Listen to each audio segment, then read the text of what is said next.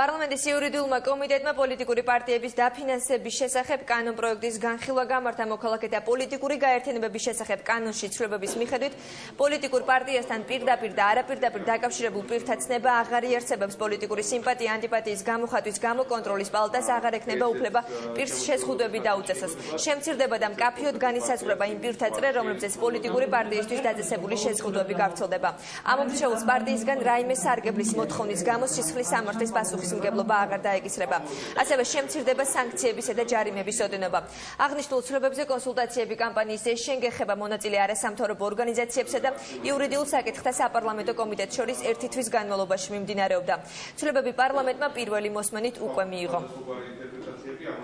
ჩვენ ვაზუსტებთ ძალიან ბევრ ფორმულირებას იმ მიზნით, რომ გამოირიცხოს ორმაგი წაკითხვა, სხვადასხვაგვარი ინტერპრეტაციები, ორაზროვნება კანონის მუხლებთან დაკავშირებით, მაგრამ მეორე მხრივ ჩვენც და არასამთავრობო თანხმდებით ერთ კონკრეტულ საკითხს.